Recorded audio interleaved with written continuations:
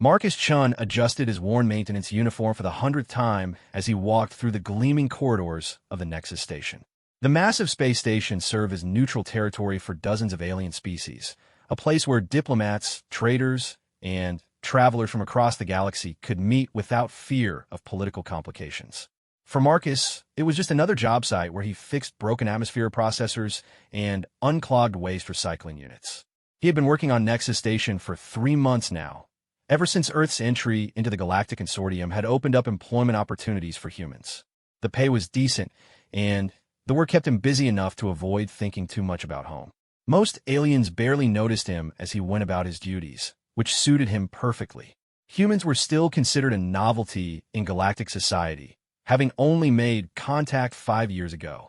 The corridor Marcus walked through now was unlike the utilitarian maintenance sections he usually frequented. This was the diplomatic quarter, where high-ranking officials and nobility from various species conducted their business. The walls were adorned with crystalline art from the Veltar homeworld, and soft bioluminescent strips provided elegant lighting that shifted colors in slow, hypnotic patterns. Marcus checked his work tablet. According to the maintenance request, there was a malfunctioning climate control unit in Suite 847 Alpha. The complaint mentioned that the temperature had dropped significantly below standard parameters, though the occupant had specifically requested that the repairs be conducted during their scheduled rest period. Marcus found it odd that someone would want maintenance work done while they were trying to sleep, but he had learned not to question alien customs too closely. As he approached the suite's entrance, Marcus noticed something unusual. The corridor temperature was noticeably cooler here, and his breath formed small puffs of vapor in the air. The environmental sensors embedded in the walls flickered between blue and violet, indicating severe atmospheric irregularities. Whatever was wrong with the climate control was worse than the work order had indicated. Marcus pressed the door chime and waited. The standard protocol required him to announce himself before entering any occupied quarters, even with a valid maintenance authorization. After a moment, a voice responded from within. It was distinctly feminine, but carried an otherworldly quality that made the hair on the back of his neck stand up. "Enter, but be swift about your work. I have little patience for disruptions." The door slid open with a soft hiss, and Marcus stepped inside. The suite was larger than he had expected, decorated in deep purples and blacks that seemed to absorb light rather than reflect it. Expensive-looking furniture was arranged around the main living area, and tall windows provided a stunning view of the nearby nebula that gave Nexus Station its strategic importance. But it was the figure reclining on an elaborate chair near the window that made Marcus forget entirely why he had come. She was tall, probably close to 7 feet, with pale skin that seemed to have an almost luminescent quality in the dim light. Her hair was long and silver-white, contrasting sharply with her dark clothing. But what struck Marcus most were her eyes, deep red irises that seemed to glow with their own inner fire. She regarded him with the kind of look a predator might give potential prey, and Marcus realized with a start that he was looking at a vampire. Not just any vampire, either. The elaborate clothing, the expensive suite, and the way she carried herself all suggested nobility. Marcus had read about vampiric species during his mandatory xenobiology training, but seeing one in person was entirely different. The Sanguinari were known throughout the galaxy as fearsome warriors and cunning politicians, their long lifespans giving them advantages in both warfare and diplomacy that few species could match. The vampire studied him for a moment, her expression unreadable.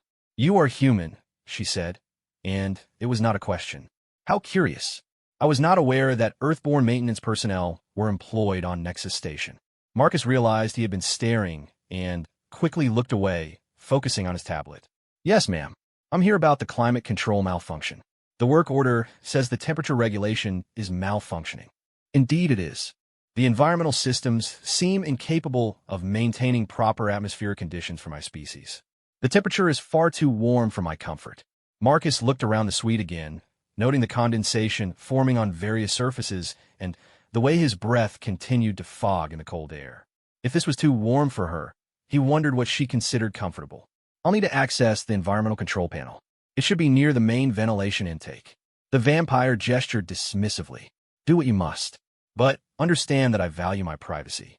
Complete your work quickly and without unnecessary conversation." As Marcus began his diagnostic procedures, he could feel her eyes watching his every movement.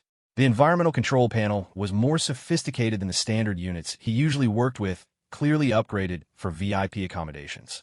According to the diagnostic readouts, the cooling system was actually functioning at maximum capacity, but something was interfering with its effectiveness. "Excuse me," Marcus said, turning back to face the vampire. "I need to ask about your environmental preferences. The system shows it's working at full cooling capacity, but you mentioned it's still too warm. What temperature range will be comfortable for you?" The vampire's expression shifted slightly, and Marcus thought he detected a hint of surprise. Most maintenance personnel do not concern themselves with occupant comfort. They simply restore standard parameters and leave. "Well, I figure if I'm going to fix something, I might as well fix it right," Marcus replied, trying to keep his voice steady despite the predatory intensity of her gaze. "No point in you having to call for maintenance again in a few days." For a moment, the vampire said nothing. Then, something that might have been amusement flickered across her features. "How practical. I require temperatures approximately 30 degrees below what most species find comfortable. The atmospheric composition should also have elevated humidity levels." Marcus nodded and began adjusting the environmental controls accordingly. As he worked, he found himself stealing glances at the vampire. Despite her intimidating presence, there was something captivating about her. The way she moved was graceful and precise, like a dancer or perhaps a trained fighter. Her clothing appeared to be made of some kind of adaptive material that shifted and flowed with her movements. "You have an unusual approach for a maintenance worker," the vampire observed after several minutes of silence. "Most would have simply reset the system to standard parameters and declare the problem solved. Most maintenance workers probably haven't spent as much time studying alien environmental requirements," Marcus admitted. "I like to understand what I'm working with. Makes the job more interesting. Studying alien environmental requirements is not typically considered essential knowledge for maintenance personnel." Marcus paused in his work, realizing he might have said too much. "I used to be an environmental engineer back on Earth. Worked on terraforming projects and habitat design. The maintenance job was just what was available when I decided to leave home." The vampire tilted her head slightly, a gesture that somehow made her appear even more predatory. "And what prompted you to leave your homeworld for menial labor among the stars?" The question caught Marcus off guard. He had not expected personal conversation, especially not from someone who had specifically requested minimal interaction. "Personal reasons," he said after a moment. "Sometimes a change of scenery helps put things in perspective." "Indeed it does," the vampire replied, and there was something in her tone that suggested she understood more than she was letting on. Marcus completed his adjustments to the environmental system and watched as the readouts began to stabilize.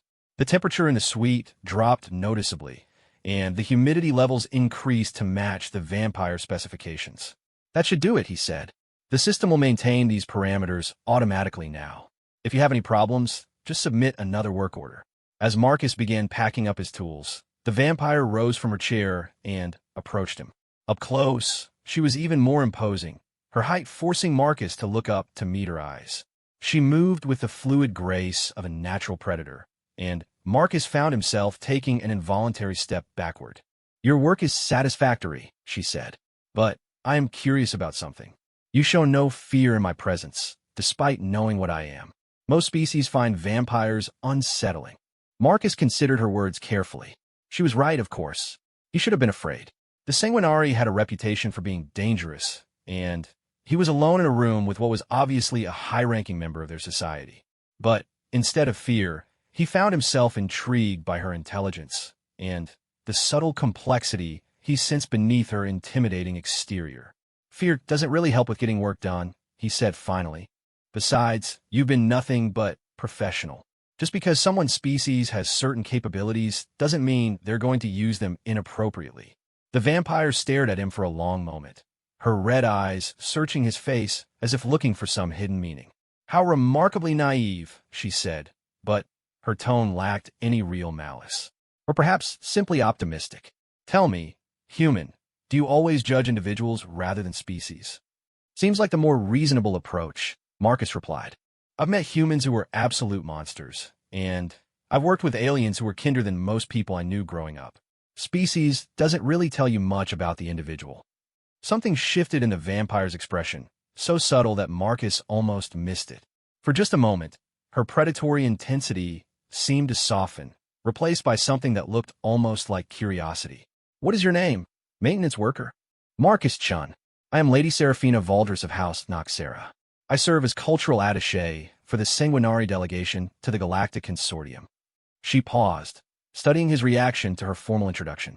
"And I find myself in the unusual position of being impressed by a maintenance worker's philosophy."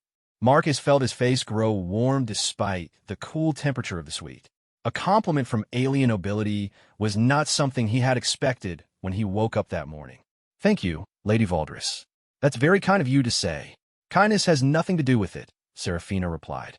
"I simply recognize competence and intellectual honesty when I encounter them. Both are rarer than one might hope, particularly in diplomatic circles." As Marcus finished packing his tools, he found himself reluctant to leave. The conversation with Lady Valdres had been the most interesting interaction he'd had since arriving at Nexus Station. Most of his conversations consisted of technical discussions with other maintenance personnel or brief exchanges with alien crew members who viewed humans as curiosities. "I should let you get back to your rest," Marcus said, shouldering his tool bag. "The environmental system should maintain your preferred settings automatically now." "Before you go," Serafina said, "I am curious about something else. You mentioned terraforming experience. Are you familiar with atmospheric engineering for extreme environments?" Marcus nodded. "That was actually my specialty, designing life support systems for hostile worlds, optimizing atmospheric compositions for different species requirements." "Why do you ask?" "The Sanguinari delegation is currently involved in discussions regarding a joint terraforming project. One of the candidate worlds has an atmosphere that would be toxic to most species, but potentially suitable for ours. However, our environmental specialists believe it may be possible to modify specific regions of the planet to support multiple species simultaneously." "Multi-species terraforming," Marcus said, his interest clearly piqued. "That's extremely complex. You need to create separate atmospheric zones with different compositions, probably using some kind of barrier technology to prevent mixing. The engineering challenges would be enormous." "Precisely. And the few experts who have reviewed the proposal have declared it impossible with current technology." Serafina moved closer, her red eyes fixed on his face. "But you speak as if you believe it could be done." Marcus felt excitement building as he considered the problem. Multi-species terraforming had been a theoretical concept he'd worked on back on Earth, but no one had ever attempted it on a planetary scale. It would require a completely different approach than traditional terraforming. Instead of modifying the entire planet's atmosphere, you need to create localized environmental bubbles with transition zones that gradually shift from one atmospheric composition to another. Transition zones? Buffer areas where the atmospheric composition gradually changes from one zone to another. Species that can tolerate moderate variations could inhabit the transition zones, while those with specific requirements would stay in their optimized areas. The key would be designing the barrier technology to maintain separation while allowing for controlled mixing at the boundaries. Serafina listened intently as Marcus explained his ideas, her expression growing more interested with each detail. When he finished, she was quiet for a moment, apparently considering his words. "You have given this considerable thought," she said finally. "More thought than most supposed experts who have been consulted on this project." Marcus realized he had gotten carried away with his enthusiasm for the technical challenge. "Sorry, I tend to get excited about engineering problems." "Occupational hazard. Do not apologize for expertise," Serafina replied. "It is refreshing to encounter someone who understands the complexities involved rather than dismissing the project as impossible." "The project sounds fascinating," Marcus said. "I hope your delegation finds the expertise they need to make it work." Serafina regarded him with what he was beginning to recognize as her calculating expression. "Perhaps they already have," she said cryptically.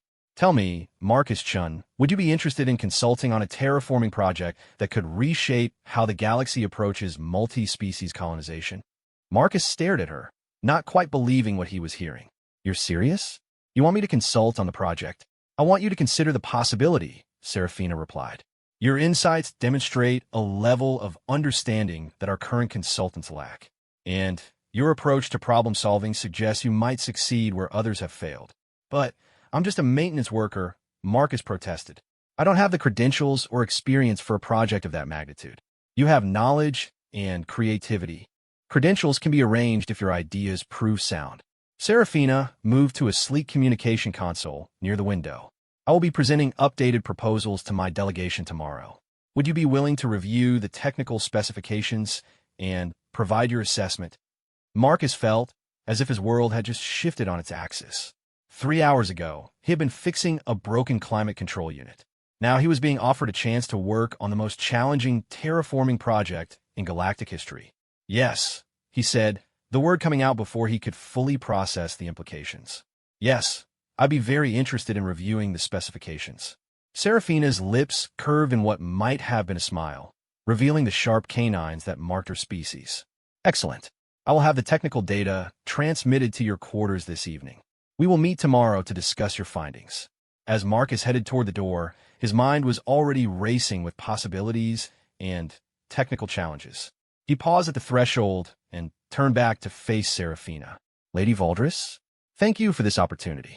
I won't let you down. I believe you will find the challenge quite educational, Serafina replied. Until tomorrow, Marcus Chun. The door slid shut behind him, leaving Marcus standing in the corridor with his thoughts in complete disarray. In the span of one maintenance call, his life had taken a turn he could never have anticipated. As he walked back through the diplomatic corridor toward the maintenance levels, he tried to process what had just happened. He had met one of the galaxy's most dangerous predators, engaged her in technical conversation, and somehow impressed her enough to earn a consulting position on a project that could change the course of galactic colonization. It was either the best opportunity of his life or the beginning of a very complicated situation. Marcus decided he would figure out which tomorrow. For now, he had technical specifications to review and a presentation to prepare. As he entered the maintenance elevator, he caught his reflection in the polished metal doors and realized he was grinning like an idiot. Sometimes panic and politeness could lead to the most unexpected opportunities. Marcus spent the entire night poring over the technical specifications that Lady Valdris had transmitted to his quarters. The data package was massive, containing atmospheric surveys, geological assessments, and preliminary terraforming models for a world designated as Kepler 442c. The more he read, the more impressed he became with the scope and ambition of the project. The planet was a nightmare from a terraforming perspective. Its atmosphere was composed primarily of methane and sulfur compounds that would be lethal to most galactic species. The surface was scarred by volcanic activity and covered in sulfuric acid rain. According to the reports, 3 different consulting firms had declared the world completely unsuitable for colonization. But as Marcus studied the data more carefully, he began to see possibilities that the previous consultants had missed. The planet's geological instability could actually be advantageous if properly managed. The volcanic activity provided abundant geothermal energy, and the existing atmospheric composition could be modified rather than completely replaced. By the time his shift alarm sounded, Marcus had filled 17 pages with calculations and preliminary design concepts. He had barely slept, but his mind was more energized than it had been in months. This was the kind of challenge he had dreamed of working on during his years studying environmental engineering. Marcus arrived at Lady Valdris's suite exactly on time, carrying a data tablet loaded with his analysis and several possible solutions. The environmental system was working perfectly, maintaining the cool, humid conditions she preferred.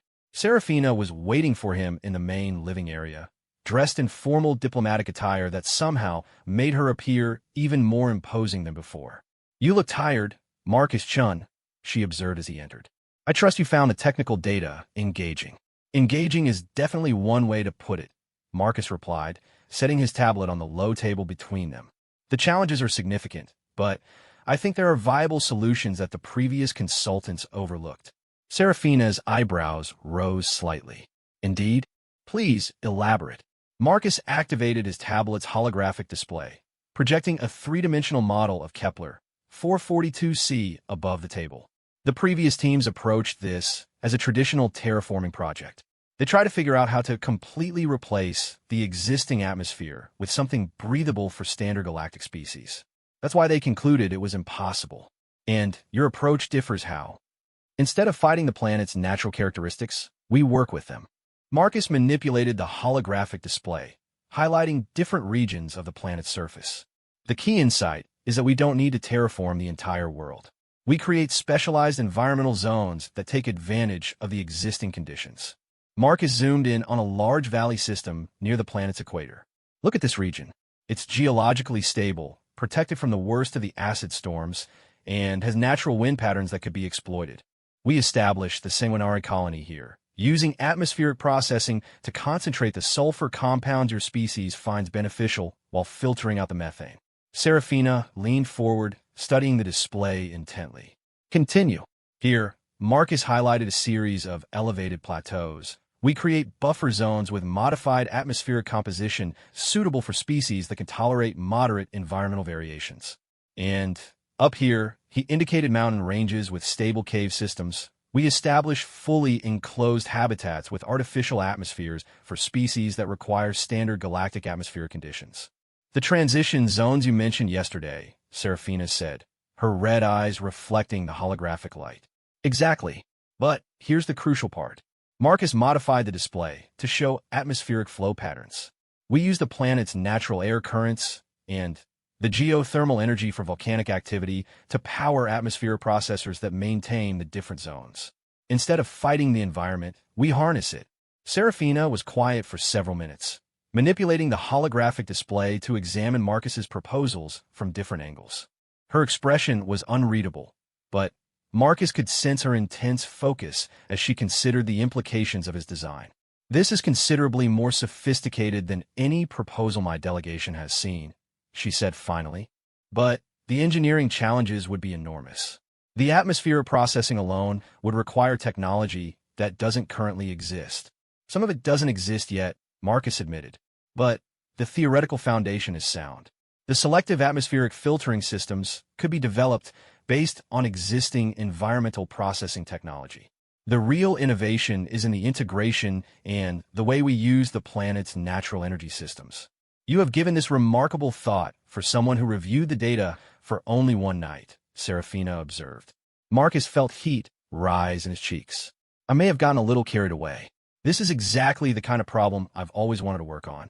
Multi-species environmental engineering is fascinating from a theoretical perspective, but no one has ever attempted it on this scale. And you believe it could actually work?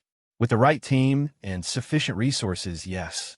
It would take years to implement, and there would be significant risks, but the fundamental concepts are sound. Marcus paused, meeting her intense gaze. The real question is whether anyone would be willing to fund a project this ambitious when 3 consulting firms have already declared it impossible.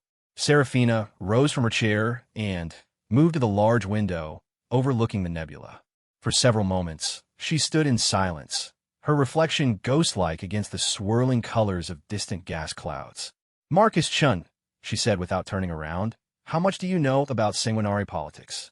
Just the basics from the cultural orientation materials. Your species has a hierarchical society based on ancient bloodlines. The great houses compete for influence and resources, but they also collaborate on projects that benefit the species as a whole. A simplified, but essentially accurate assessment. Serafina turned to face him. What the orientation materials do not explain is the current political situation surrounding this terraforming project. House Noxera, my family, has proposed this venture as a way to establish the first multi-species Sanguinari colony. It would demonstrate our commitment to galactic cooperation while also securing resources for our people. That sounds like good politics and good business. It would be if the project succeeds. If it fails, House Noxera would lose significant prestige and resources. Our political rivals would use the failure to argue that we are not suited for leadership in galactic affairs. Marcus began to understand the stakes involved. This was not just about terraforming a difficult world. It was about political power and the future direction of Sanguinari society. So, when you asked me to consult on this project, Marcus said carefully, you were taking a significant risk.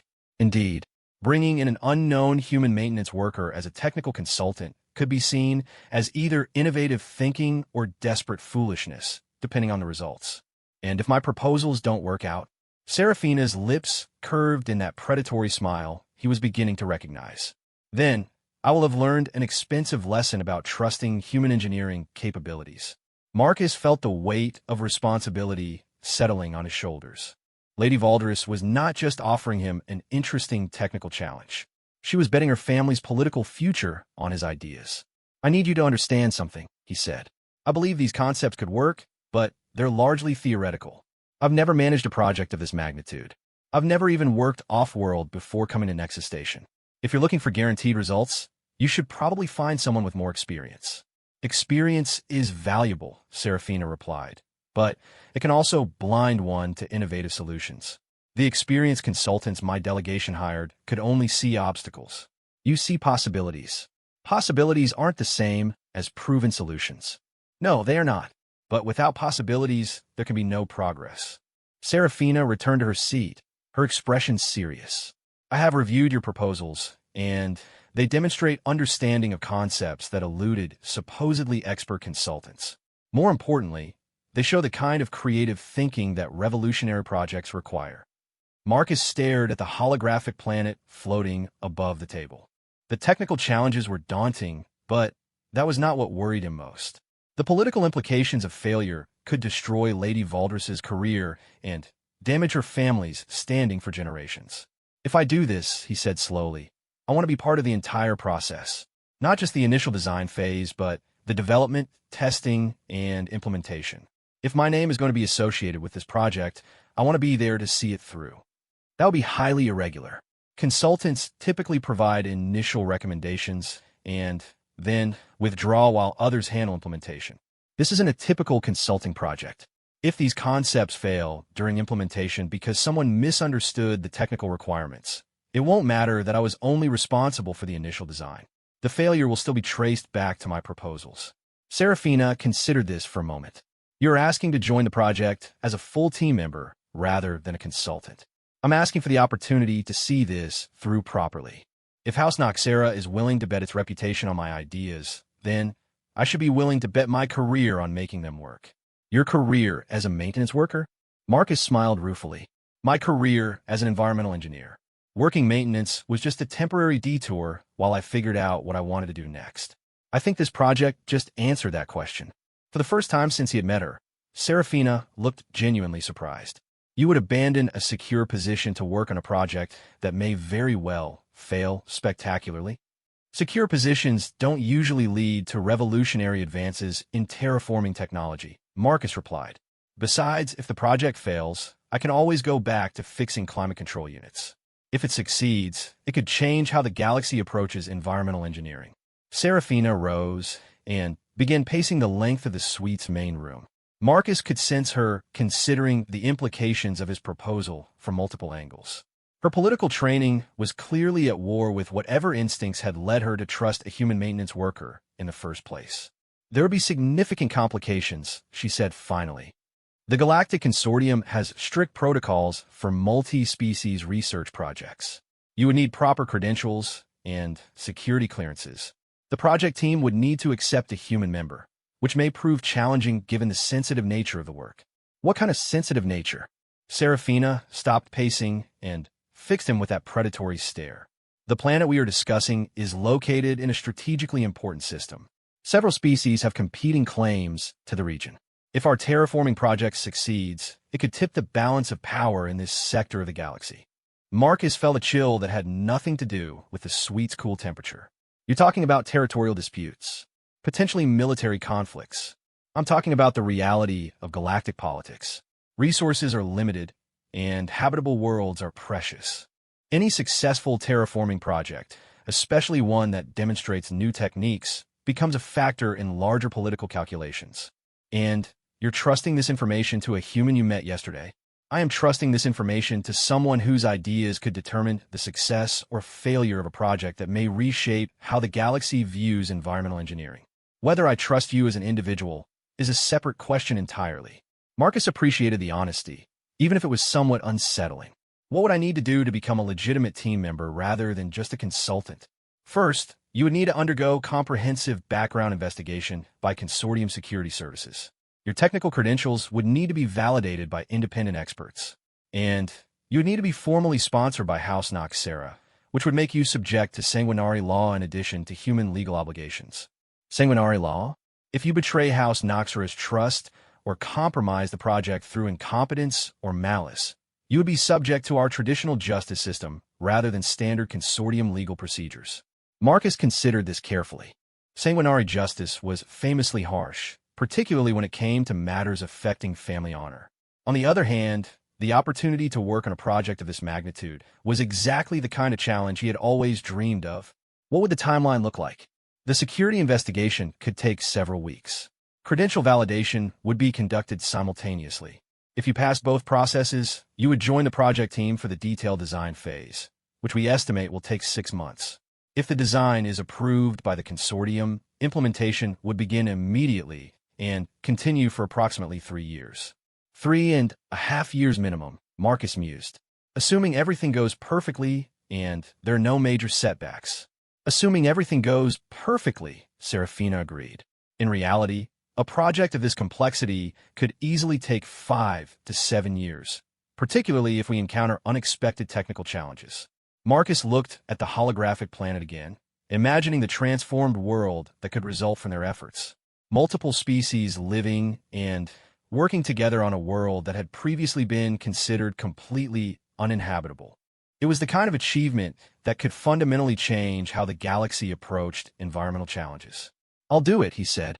"Whatever the process requires, I want to be part of this project." Serafina nodded slowly. "Very well. I will begin the formal paperwork this afternoon. But understand that once this process begins, there will be no returning to your simple maintenance duties.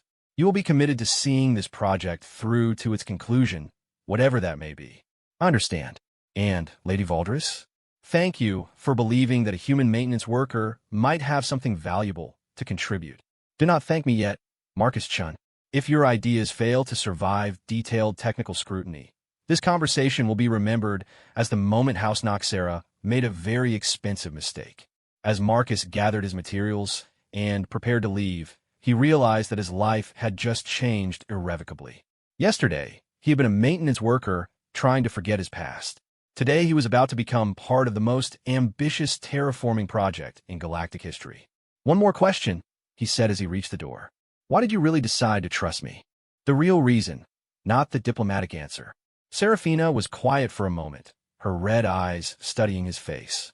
"Because you looked at an impossible problem and saw solutions instead of obstacles. And because you were willing to stake your career on making those solutions work." She paused.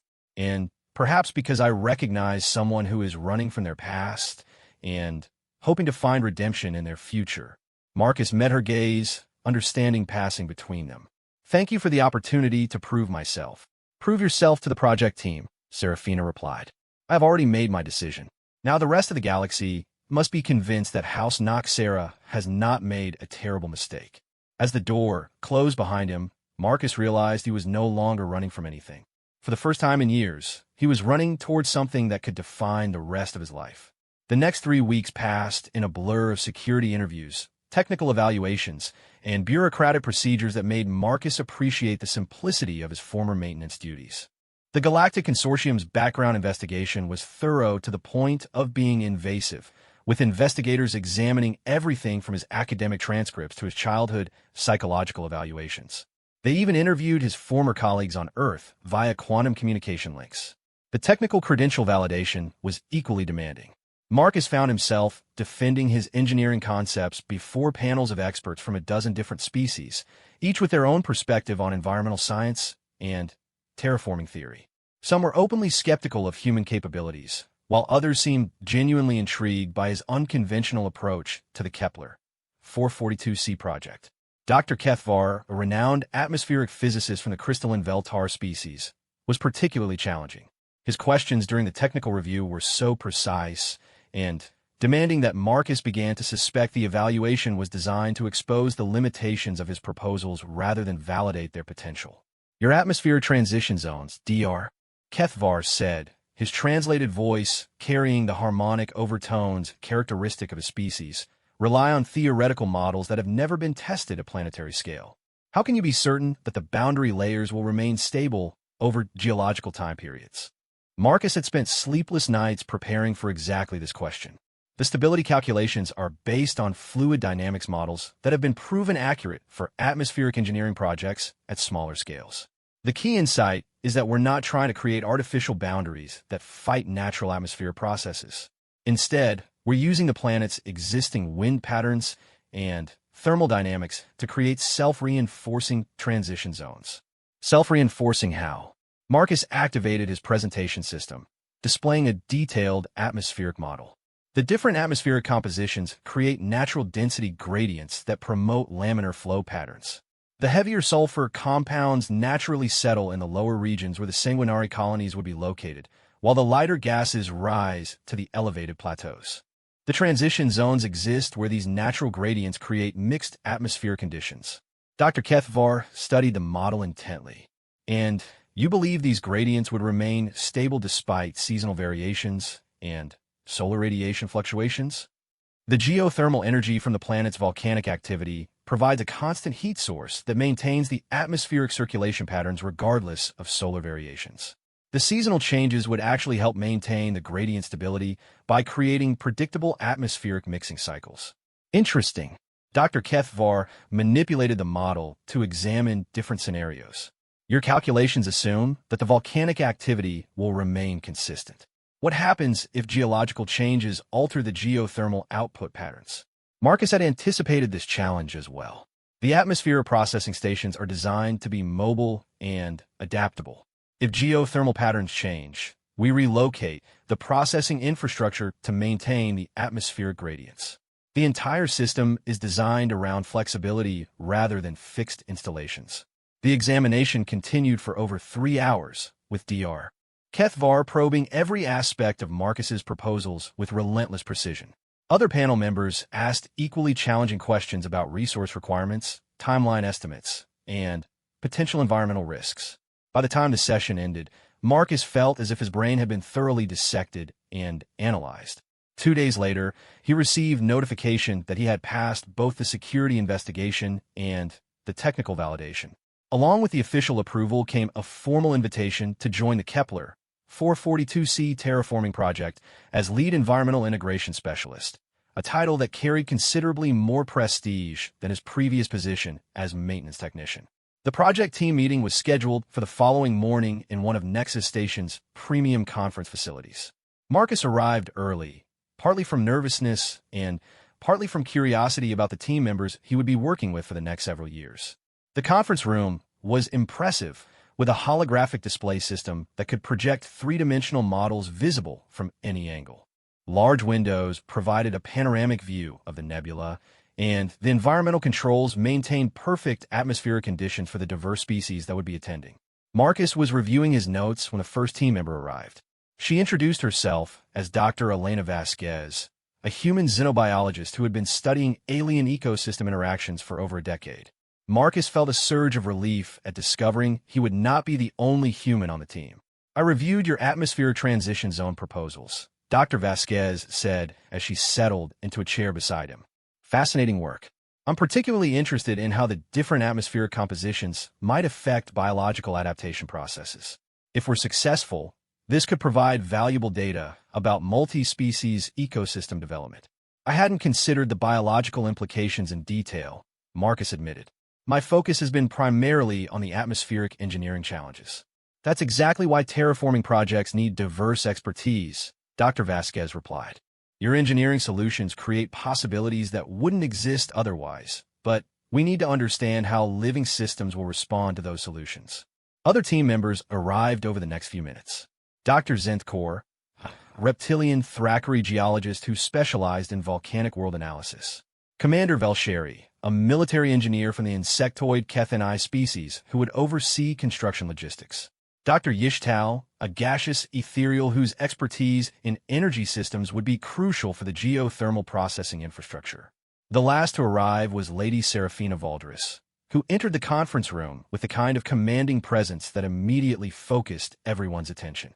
She had exchanged her diplomatic attire for practical work clothing, but somehow managed to appear no less formidable.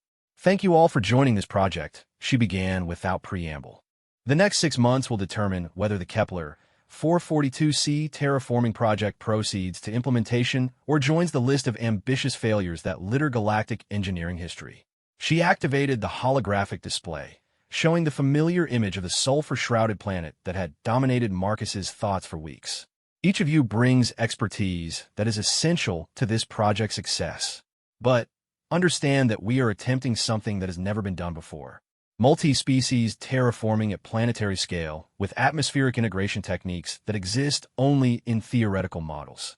Commander Velsheri's translated voice buzzed with the harmonic overtones of her species. Lady Valderis, my preliminary analysis of the construction requirements suggests that we will need significant military engineering support. The atmospheric processing stations alone will require infrastructure comparable to major orbital installations. Agreed. The consortium has provisionally allocated construction resources, but those allocations depend on our ability to demonstrate that the project is technically feasible. We have 6 months to prove that our theoretical models can translate into practical engineering solutions. Dr. Zentkor shifted in his specialized chair, designed to accommodate his reptilian physiology. The geological survey data shows significant seismic activity in several proposed colony locations. We may need to modify the site selections based on more detailed stability analysis. Which brings us to our first major design challenge, Serafina said, looking directly at Marcus. The integration of atmospheric engineering with geological constraints and biological requirements. Marcus, your proposals assume relatively stable geological conditions. Can your atmospheric systems adapt to the kind of seismic activity Dr. Zentkor is describing? Marcus felt the attention of the entire team focus on him. This was the moment when his theoretical concepts would face their first real-world challenge. The atmospheric processing stations are designed to be modular and mobile, he said, activating his own set of holographic displays. If seismic activity threatens a processing station, we can relocate it to a more stable location while maintaining atmospheric continuity through backup systems. That assumes you can predict seismic events with sufficient advance warning, Dr. Zentkor pointed out. Volcanic worlds are notoriously unpredictable. True, but we're not dependent on prediction. The processing stations are connected through a distributed network that can reroute atmospheric processing loads automatically. If one station goes offline due to seismic activity, the others compensate while replacement infrastructure is deployed. Dr. Yishtal's gaseous form shimmered with colors that Marcus had learned indicated intense concentration. The energy requirements for such a distributed system would be enormous. Even with geothermal power sources, you would need backup energy systems capable of maintaining planetary atmosphere processing, which is why the energy infrastructure needs to be as distributed and redundant as the atmosphere processing systems, Marcus replied. Instead of relying on a few large power sources, we create a network of smaller geothermal installations that can support each other if individual units fail. Dr. Vasquez leaned forward her chair. I like the distributed approach from a biological perspective as well. If we're supporting multiple species with different environmental requirements, having flexible infrastructure means we can adapt the colonies as we learn more about how different species interact with the modified environments. The distributed approach also provides strategic advantages, Commander Velsheri added. A terraforming project of this scale will inevitably attract attention from species that oppose multi-species colonization efforts. Having critical infrastructure spread across the planet makes the project much more difficult to sabotage or destroy. Serafina nodded approvingly. Excellent points. But we still need to address the fundamental question of whether Marcus's atmospheric integration techniques will actually work as designed. Dr. Kethvar's evaluation raised concerns about long-term stability. Marcus had been dreading this moment. Dr. Kethvar's challenges during the credential validation had exposed the weakest aspects of his proposals, and he knew the team would need to address those limitations honestly.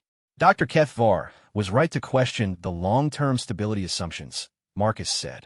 My models are based on theoretical calculations and smaller-scale experimental data. We won't know for certain whether the atmospheric transition zones will remain stable until we actually test them on Kepler 442c. That's not exactly a confidence-inspiring assessment, Commander Velsheri observed. No, but it's an honest one.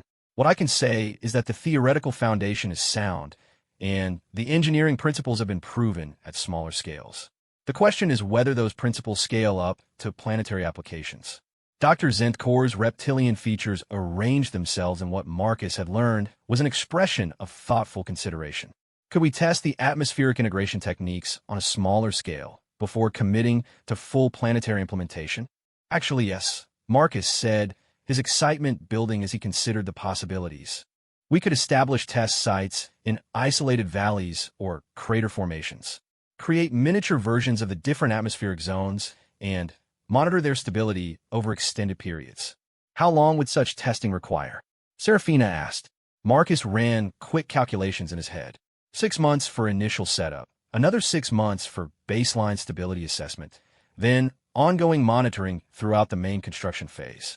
It would add time to the overall project timeline, but it would also provide crucial validation data. Dr. Vasquez nodded enthusiastically, and it would give us opportunities to study biological adaptation processes in controlled environments before we commit to full-scale colonization. The testing approach has merit, Serafina agreed, but it also adds significant complexity and cost to a project that is already pushing the limits of available resources. Commander Velsheri's antenna twitched in what Marcus was learning to recognize as a gesture of consideration among her species. The additional cost of testing would be minimal compared to the cost of failure during full-scale implementation.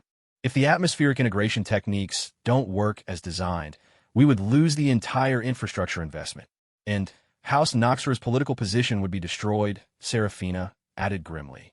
Very well. We will incorporate atmospheric testing into our project proposal.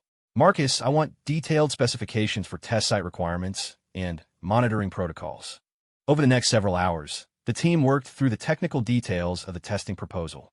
Marcus found himself energized by the collaborative process, as each team member contributed expertise that strengthened and refined his original concepts. Dr. Vasquez suggested biological monitoring protocols that would provide early warning if atmospheric changes were affecting local ecosystems. Dr. Zintkor identified geological formations that could serve as natural laboratories for atmospheric testing. Commander Velsheri outlined construction logistics that could minimize environmental impact during the testing phase. Dr. Yishtal's contributions were particularly valuable, as his understanding of energy systems helped Marcus refine the power distribution calculations for the atmosphere processing network. The ethereal's gaseous nature gave him unique insights into atmospheric dynamics that no solid matter species could match. Your energy consumption estimates are conservative, Dr. Yishtal observed, his form cycling through shades of blue and green. The atmospheric processing stations will actually require less power than your calculations suggest, particularly if we optimize the energy flows to take advantage of natural atmospheric pressure differentials. How much less power? Marcus asked. Approximately 30% reduction in energy requirements, possibly more if we can develop adaptive processing algorithms that adjust power consumption based on real-time atmospheric conditions. The reduction in energy requirements had cascading benefits throughout the project design. Lower power consumption meant smaller geothermal installations, which reduced construction costs and environmental impact. It also provided additional safety margins for maintaining atmospheric processing during equipment failures or maintenance periods. By the end of the meeting, Marcus felt cautiously optimistic about the project's prospects. The team's collaborative approach had identified potential problems and developed solutions that strengthened his original proposals significantly. More importantly, he had gained confidence in his ability to contribute meaningfully to such an ambitious undertaking. Before we adjourn, Serafina said, I want to address the political realities surrounding this project. Several species have territorial claims in the Kepler 442 system, and some view our terraforming efforts as attempts to establish strategic advantages in a contested region. What kind of opposition should we expect? Dr. Vasquez asked. Political pressure through consortium channels, certainly. Possible attempts to sabotage our resource allocations or construction permits. In extreme cases, direct interference with our operations once we begin working on-world. Commander Velsheri's antenna flicked forward in what Marcus recognized as an alert posture. Will we have military protection during the construction phase? Limited protection. The consortium has agreed to provide security for critical infrastructure, but we will be operating in a politically sensitive region. Our safety will depend largely on the success of our diplomatic efforts and our ability to demonstrate that this project benefits galactic interests rather than just sanguinary objectives. Marcus felt a chill as the full implications of Serafina's words sank in. They were not just attempting to solve unprecedented technical challenges. They were doing so in the middle of a potential territorial conflict that could escalate into something much more dangerous. "Are you having second thoughts, Marcus?" Serafina asked, apparently noticing his expression. "Just understanding the stakes more clearly," Marcus replied. "But no, I'm not having second thoughts. If anything, the political complications make the technical success even more important." "Indeed they do. The galaxy will be watching this project very closely. Our success or failure will influence terraforming policy and multi-species cooperation for decades to come." As the meeting ended and team members began to disperse, Marcus realized that he had committed himself to something far more significant than an ambitious engineering project. The next several years would determine not just his own professional future, but potentially the course of galactic politics and environmental science. Walking back to his quarters, Marcus reflected on how dramatically his life had changed. 3 weeks ago, he had been a maintenance worker trying to forget his past. Now, he was part of a team attempting to achieve something that could reshape humanity's role in galactic civilization. The technical challenges would be enormous, the political complications potentially dangerous, and the possibility of failure very real. But for the first time since leaving Earth, Marcus felt like he was exactly where he belonged.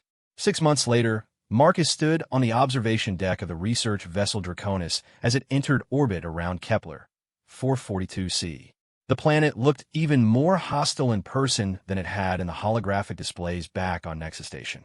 Sulfuric storms raged across the surface. Volcanic eruptions painted the night side with orange glows, and the thick atmosphere glowed with an ominous yellow-green tint that spoke of atmospheric chemistry that would be instantly lethal to most galactic species. "Beautiful, isn't it?" Dr. Vasquez said, joining him at the observation window. "In a terrifying, apocalyptic sort of way." "It's definitely going to test our theories," Marcus replied. "The atmospheric composition readings are even more extreme than the survey data suggested." Over the past 6 months, the project team had refined their plans and secured final approval from the Galactic Consortium for the testing phase. The political negotiations had been as challenging as the technical development, with several species lodging formal protests about the project's potential strategic implications. The hegemony of Keth, a militant species that claimed historical rights to the Kepler 442 system, had been particularly vocal in their opposition. Their representatives argued that any successful terraforming project would constitute an illegal occupation of disputed territory. The consortium had ultimately ruled that scientific research activities were permitted in contested systems as long as no permanent colonial infrastructure was established. That ruling had forced the team to modify their approach significantly.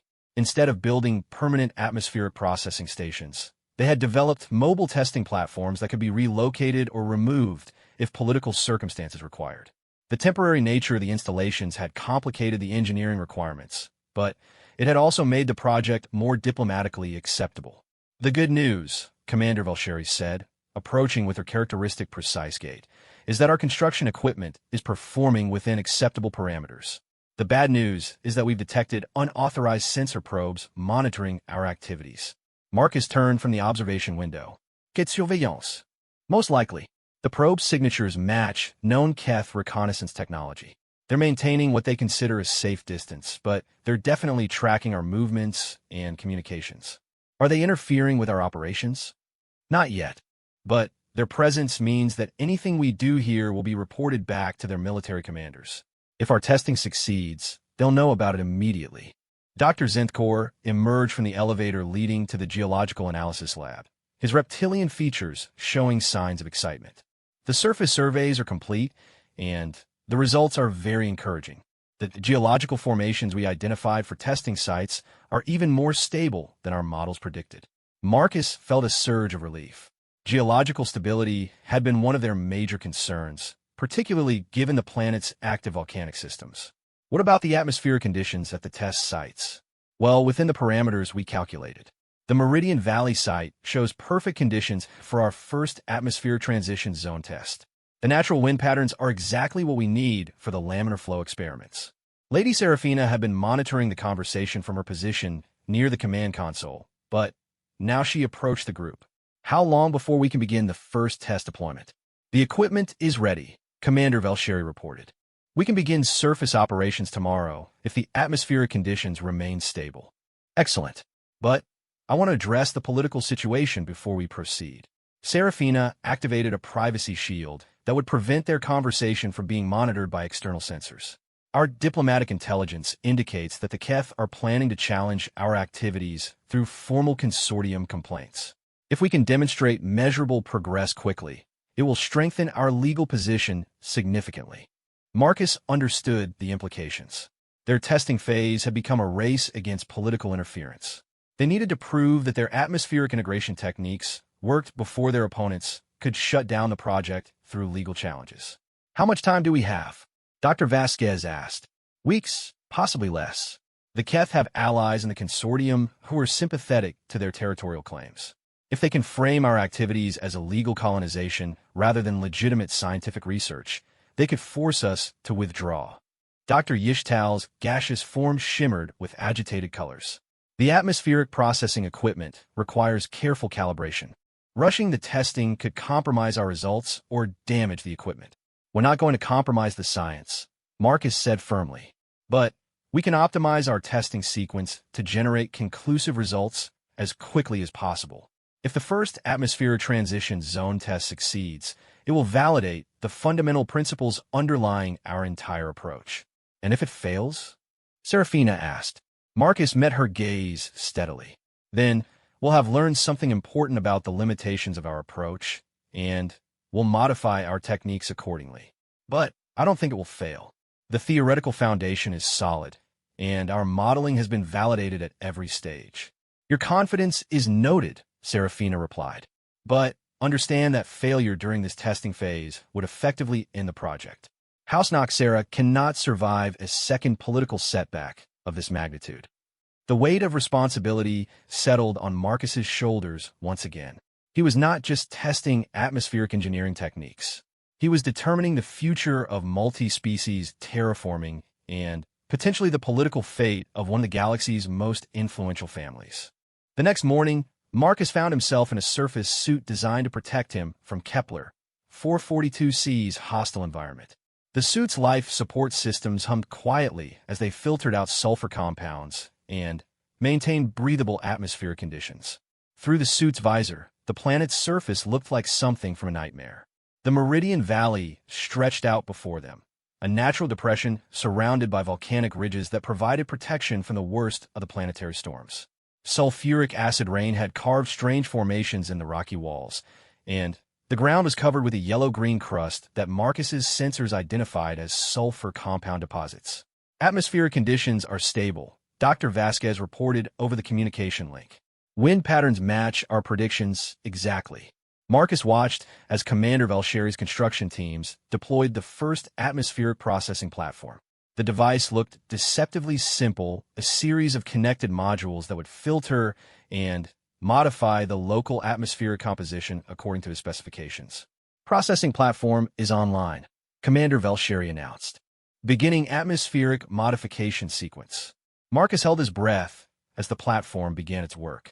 According to his calculations, the device should create a localized atmospheric zone with reduced sulfur content and modified pressure characteristics that would simulate the transition zones between different colonial areas. The initial readings were promising. The processing platform was successfully filtering sulfur compounds from the local atmosphere and creating a region of modified air composition approximately 50 meters in radius. More importantly, the modified atmosphere was not dissipating into the surrounding environment as quickly as some critics had predicted. Atmospheric composition is stabilizing within target parameters, Dr. Yishtal reported. Energy consumption is actually lower than projected, exactly as we calculated during the design phase.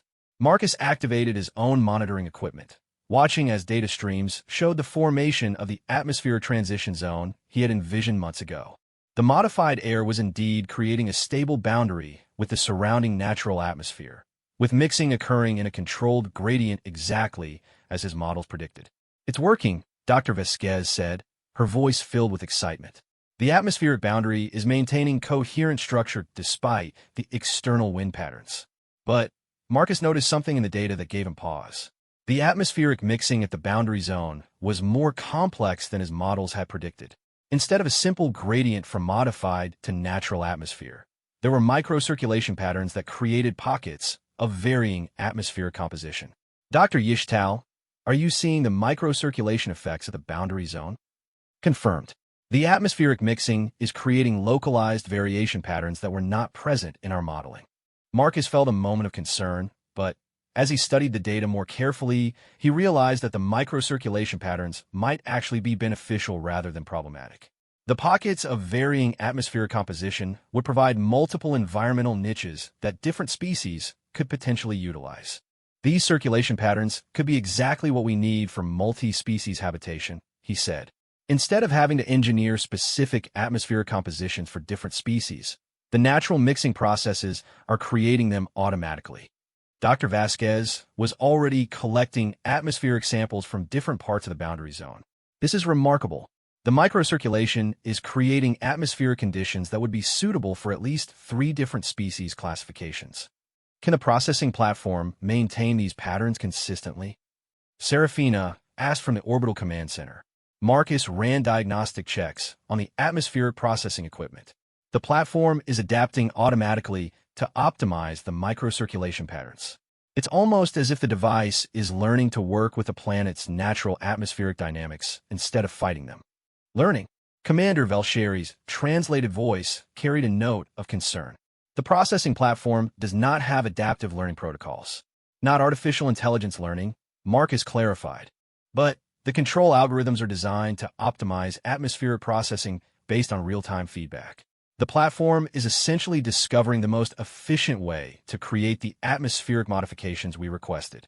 Over the next several hours, the team monitored the atmospheric transition zone as it stabilized and developed increasingly complex circulation patterns. The results exceeded Marcus's most optimistic projections.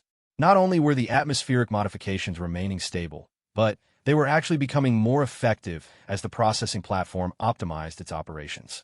Dr. Zenthkor, monitoring from a safe distance due to a species' particular vulnerability to sulfur compounds, provided geological assessments throughout the process.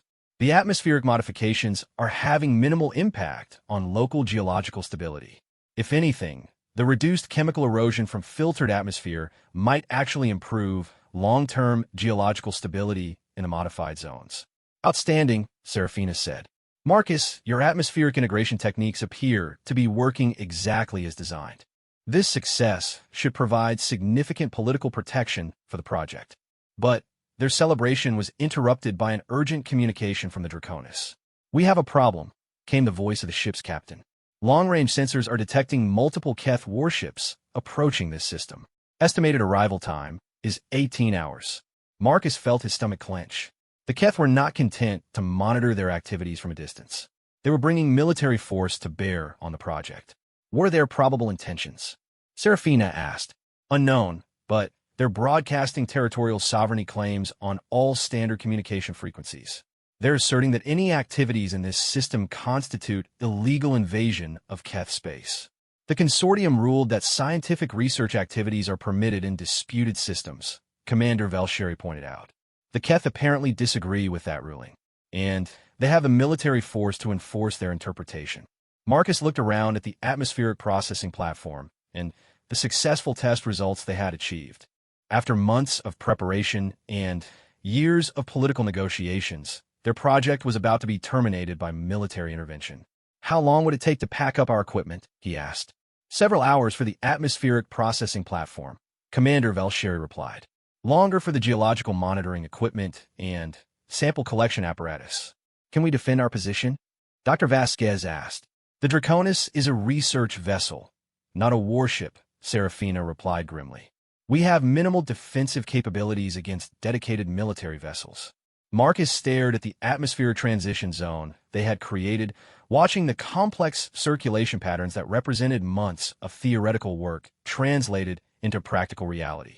The success they had achieved here could revolutionize terraforming technology and establish new frameworks for multi-species colonization. But it would all be meaningless if they were forced to abandon the project. There's another option, he said slowly. We could expedite our testing and try to gather enough data to validate our techniques before the Keth arrive. 18 hours is not enough time for comprehensive atmospheric monitoring, Dr. Yishtal pointed out. No, but It might be enough time to demonstrate that our atmospheric integration techniques work at larger scales. If we can show successful atmospheric modification across multiple test sites, it will prove that the underlying principles are sound. That would require deploying additional processing platforms simultaneously, Commander Velsheri said. We would be dividing our resources and reducing our ability to monitor individual test sites carefully. But we would also be generating results that could justify continued project development, even if we're forced to withdraw temporarily. Serafina was quiet for several moments, clearly weighing the political and technical implications of Marcus's proposal. How confident are you that the atmospheric processing techniques will work at multiple sites simultaneously? The theoretical foundation suggests they should work anywhere with appropriate geological and atmospheric conditions. We've already proven the concept works here. Multiple simultaneous deployments would demonstrate scalability. And if the techniques fail at one or more of the additional sites, then we'll have learned something important about the limitations of our approach, and we'll be able to refine our techniques accordingly. Marcus could see Serafina calculating the political mathematics of the situation. A partial success would be better than no results at all, especially if they were forced to withdraw before completing comprehensive testing. Very well, she said finally. Commander Velsheri, begin immediate deployment of additional atmosphere processing platforms at Sites 2 and 3. Marcus, I want real-time monitoring of all atmospheric modification activities. If any of the test sites show signs of instability, we abort immediately. Understood, Marcus replied, already beginning to coordinate the expanded testing program. As the team began frantically deploying additional equipment across the Meridian Valley and 2 nearby geological formations, Marcus realized that they were attempting something unprecedented. Not only were they testing atmospheric integration techniques that had never been proven at planetary scale, but they were doing so under political pressure that could end the entire project within hours. The next 18 hours would determine whether years of theoretical work and political negotiation would result in a revolutionary advance in terraforming technology or a spectacular failure that would set back multi-species colonization efforts for decades. Marcus checked his atmospheric monitoring equipment one final time and began the expanded testing sequence that would either validate his life's work or destroy it completely. 16 hours later, Marcus stood in the Draconis Command Center watching long-range sensors track the approaching Keth fleet. 3 heavy cruisers and a command dreadnought were closing on Kepler 442c with the kind of precision that spoke of military efficiency and hostile intent. But Marcus's attention was focused on the atmospheric monitoring displays that showed the results of their desperate testing program. All 3 test sites are showing stable atmospheric modification zones, DR. Vasquez reported, her voice tight with exhaustion and excitement. The atmospheric processing platforms are not only working individually, but they're creating complementary atmospheric circulation patterns across the entire valley system. Marcus studied the data with growing amazement. The multiple atmospheric processing platforms were indeed working together in ways he had not anticipated. Instead of creating isolated pockets of modified atmosphere, they were generating integrated environmental zones that covered nearly 40 square kilometers of planetary surface. Dr. Yishtal, what are the energy consumption patterns looking like? Remarkable efficiency improvements, the ethereal replied, his gaseous form cycling through colors that indicated intense concentration. The multiple processing platforms are sharing atmospheric processing loads automatically, reducing individual energy requirements by approximately 40%. Shared processing loads? Commander Velsheri asked. The platforms were not designed with networked coordination capabilities. No, but the atmospheric circulation patterns they're creating are naturally distributing the processing work, Marcus explained. When one platform modifies local atmospheric composition, the resulting air circulation carries that modification to other areas where different platforms can build on the work already done. It was exactly the kind of emergent efficiency that Marcus had hoped for, but had not dared to expect during initial testing. The atmospheric integration techniques were not just working, they were working better than his most optimistic projections had suggested.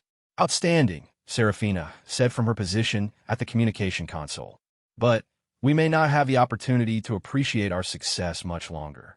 The Keth fleet will be in weapons range within 2 hours. Any response from consortium authorities? Dr. Zentkor asked.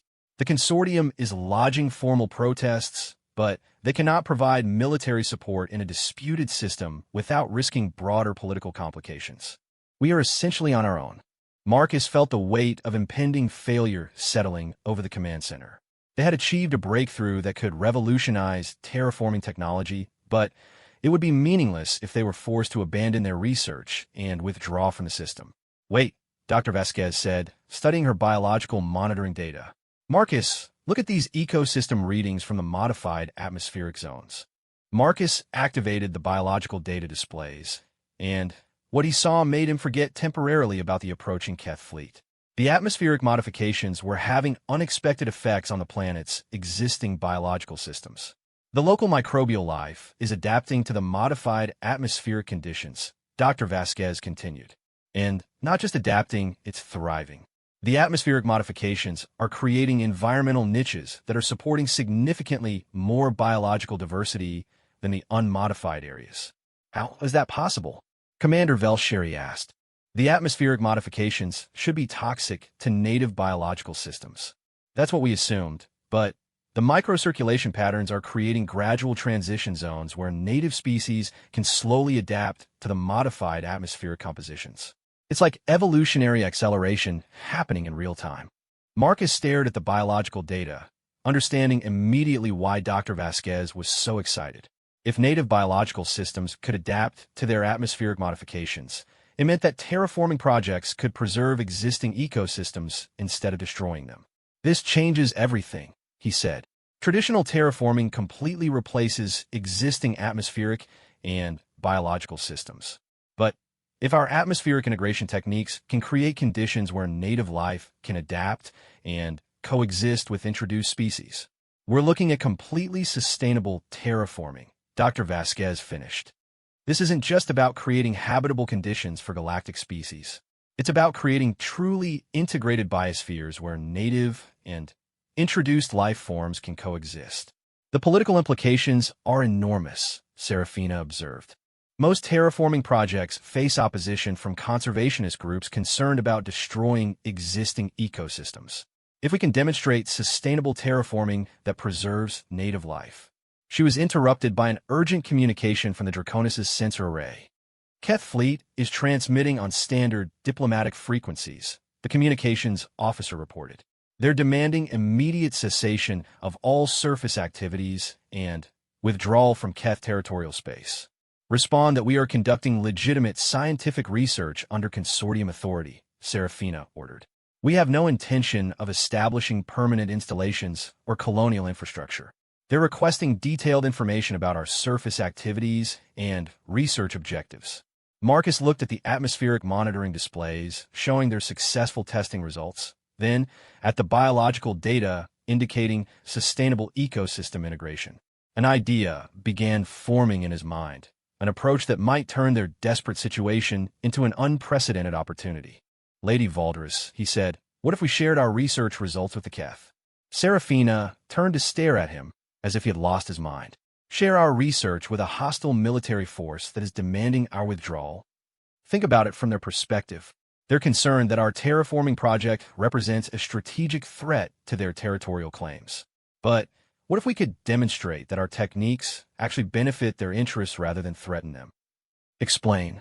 Marcus activated the holographic display system, projecting the integrated atmospheric and biological data above the command console. Look at what we've achieved. Our atmospheric integration techniques create habitable conditions for multiple species while preserving and even enhancing native biological systems. If the Keth understood that our terraforming approach could make their claimed territories more valuable rather than contested. You're suggesting we offer them a partnership? Commander Velsheri asked. I'm suggesting we demonstrate that our terraforming techniques align with their territorial interests. Instead of establishing colonies that compete with Keth sovereignty, we could help them develop planetary resources that benefit everyone. Dr. Yishtal's gaseous form shimmered with colors that Marcus had learned indicated deep thought. The concept has merit from an energy systems perspective as well. The distributed atmospheric processing techniques we've developed could support much larger populations than traditional terraforming approaches. But the political risks are enormous, Serafina pointed out. If the Keth reject our proposal, we will have revealed sensitive technical information to a potentially hostile force.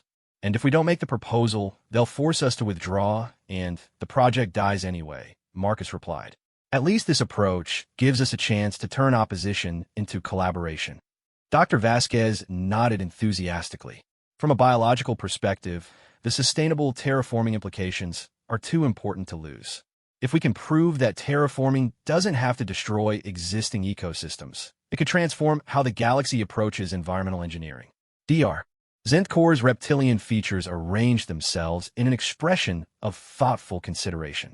The geological stability benefits of distributed atmosphere processing could also appeal to Keth territorial interests. Stable geological conditions would make their claimed worlds more valuable for long-term development. Serafina was quiet for several minutes, clearly weighing the political implications of Marcus's proposal against the alternatives available to them. Finally, she activated the communication console. This is Lady Serafina Valdris of House Noxera, representing the Kepler 442c Terraforming Research Project. I request permission to transmit technical data regarding our atmospheric integration research to the Keth fleet commanders. Lady Valdris, came the response. The Keth commander is Fleet Admiral Thekvor. He has agreed to review your technical transmission, but he emphasizes that any attempt to establish permanent installations will result in immediate military action. Understood. Transmitting atmospheric integration research data now. Marcus watched nervously as their technical achievements were broadcast to the Keth fleet. Months of theoretical development and successful testing results were being shared with potential enemies who could use the information against them or simply dismiss it as irrelevant to their territorial concerns. The wait for a response seemed endless. Marcus used the time to review their testing data one more time, ensuring that the results they had transmitted accurately represented the breakthrough they had achieved. The atmospheric integration techniques were working even better than he had dared to hope, creating sustainable environmental modifications that could support multiple species while preserving existing biological systems. Incoming communication from the Keth fleet, the communications officer announced. Fleet Admiral Thekvor's translated voice carried the harmonic overtones that characterized Keth military communication protocols. Lady Valdris, the technical data you have transmitted is interesting. Your atmospheric integration techniques demonstrate capabilities that were not apparent in our initial intelligence assessments. Admiral Thekvor, our research team has achieved breakthrough developments in sustainable terraforming technology. These techniques could transform disputed territorial claims into valuable development opportunities that benefit all parties. Explain how Keth territorial interests would benefit from your research activities. Marcus activated the holographic display system, broadcasting visual representations of their atmospheric integration results directly to the Keth fleet. Admiral, our atmospheric processing techniques create distributed environmental zones that can support multiple species simultaneously while preserving existing biological systems. Instead of competing colonial claims, we could develop shared territorial resources. Shared resources, Admiral Thekvor repeated, his tone indicating intense interest. You propose joint development of Keth territorial claims rather than contested colonization? Exactly. Our atmospheric integration techniques could make Keth-claimed worlds more valuable than traditional terraforming approaches. Instead of replacing existing ecosystems, we enhance them to support multiple species. There was a long pause before Admiral Thekvor responded. The implications of your research data require careful analysis. The Keth High Command must evaluate whether your proposed cooperation aligns with our strategic objectives. Admiral, we would be honored to provide detailed technical briefings and collaborative research opportunities. Our atmospheric integration techniques could benefit Keth territorial development significantly.